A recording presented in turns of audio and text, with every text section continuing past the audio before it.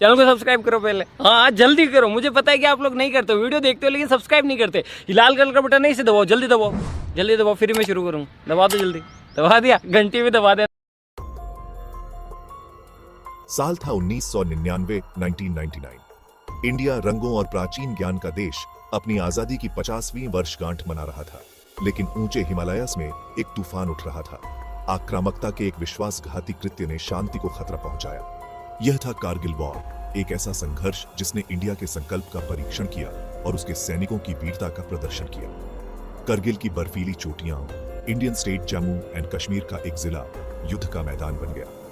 ये पहाड़ बहुत महत्वपूर्ण थे, जो महत्वपूर्ण श्रीनगर लेह हाईवे को देखते थे। इस क्षेत्र पर नियंत्रण का मतलब था एक महत्वपूर्ण लाइफलाइन पर नियंत्रण। इंडिया और पाकिस्तान एक साझा इतिहास और उथल पुथल भरे तनाव वाले पड़ोसी एक बार फिर से भिड़ गए। यह कोई पारंपरिक युद्ध नहीं था, यह परछाई में लड़ा गया एक संघर्ष था, जिसे चुपके और धोखे से शुरू किया गया था। संघर्ष के बीज गोपनीयता में बोए गए थे। कड़ाके की सर्दी की आड़ में पाकिस्तानी सेना ने अपना गुप्त अभियान शुरू किया।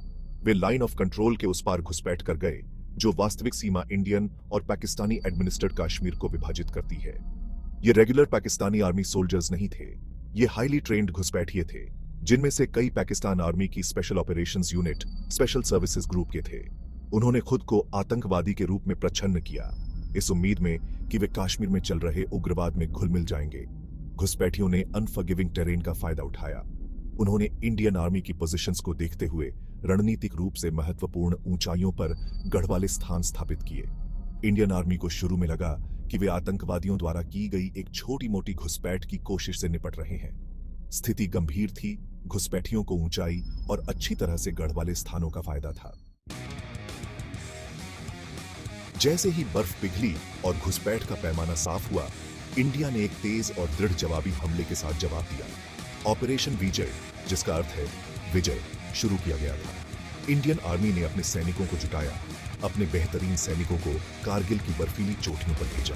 ऑपरेशन विजय एक बहुआयामी रणनीति थी, जिसमें सैन्य शक्ति को राजनयिक प्रयासों के साथ जोड़ा गया था। इंडिया ने हवाई हमले शुरू किए, दुश्मन के ठिकानों और आपूर्ति लाइनों को निशाना बनाया।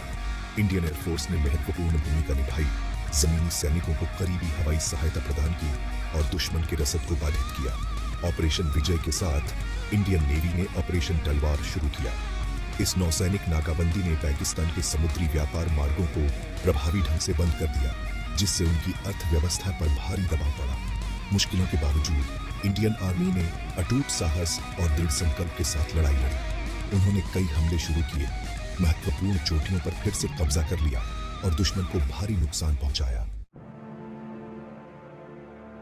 कारगिल वॉर को कई महत्वपूर्ण लड़ाइयों द्वारा परिभाषित किया गया था। प्रत्येक भारतीय सैनिक की अदम्य भावना का प्रमाण थी। टोलोलिंग, टाइगर हिल, पॉइंट 4875, ये नाम असाधारण वीरता और बलिदान का पर्याय बन गए।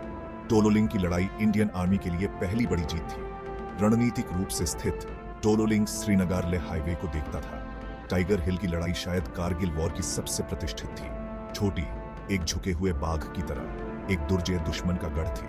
पॉइंट 4875, जिसे कैप्टन विक्रम बत्रा के सम्मान में बात्रा टॉप के रूप में भी जाना जाता है, एक और महत्वपूर्ण उद्देश्य था। ये लड़ाइयां केवल सैन्य रणनीति के बारे में नहीं थी, वे व्यक्तिगत सैनिकों के धैर्य और दृढ़ संकल्प के बारे में थे। कारगिल वॉर में बहादुरी के अनगिनत कार्य देखे गए, लेकिन कुछ कहानियां साहस और निस्वार्थता के अपने असाधारण प्रदर्शन के लिए सामने आई। कैप्टन विक्रम बत्रा और कैप्टन अनुज नायर ऐसे ही दो हीरो थे जिन्होंने भारतीय सैन्य इतिहास के इतिहास में अपना नाम दर्ज कराया। Captain Vikram Batra 13 Jammu and Kashmir rifles के एक युवा अधिकारी अपने संक्रामक उत्साह और अटूट साहस के लिए जाने जाते थे। पॉइंट 5140 पर हमले के दौरान उन्होंने अपने आदमियों का बेजोड़ जोश के साथ नेतृत्व किया। उन्हें अपने अब पौराणिक युद्ध रोने ये दिल मांगे मोर या दिल मांझ मोर के साथ प्रेरित किया। कैप्टन अनुज नायर 17 जाट रेजिमेंट के एक युवा अधिकारी ने टाइगर हिल की लड़ाई के दौरान असाधारण वीरता का प्रदर्शन किया। एक महत्वपूर्ण दुश्मन बंकर पर कब्जा करने का काम सौंपा गया। उसने आगे बढ़कर अंतिम बलिदान देने से पहले कई दुश्मन सैनिकों को अकेले ही मार डाला। ये कारगिल वॉर के कई नायकों में से सिर्फ दो थे। एक तरफ जहां भारतीय सैनिक युद्ध के मैदान में बहादुरी से लड़ रहे थे, वहीं दूसरी तरफ अंतर्राष्ट्रीय मंच पर एक और लड़ाई लड़ी जा रही थी, गलत सूचना और इनकार के खिलाफ लड़ाई। पाकिस्तान ने इसके विपरीत भारी सबूतों के बावजूद शुरू में संघर्ष में किसी भी तरह की भागीदारी से इनकार किया। उन्होंने दावा किया कि घुसपैठिए कश्मीरी आतंकवादी थे जो खुद को आक्रामकता से दूर करने का प्रयास कर रहे थे।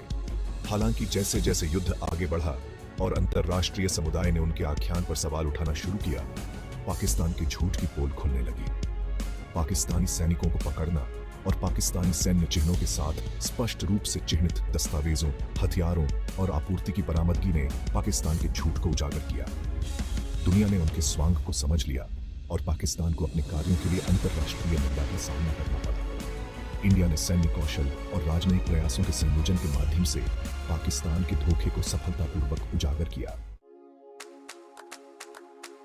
कारगिल वॉर सिर्फ इंडिया और पाकिस्तान के बीच संघर्ष नहीं था, इसके महत्वपूर्ण भू राजनीतिक निहितार्थ थे। दुनिया ने सांस रोककर देखा कि स्थिति कैसे सामने आई। इस संभावना के बारे में चिंतित है कि संघर्ष दो परमाणु सशस्त्र पड़ोसियों के बीच व्यापक युद्ध में बदल सकता है।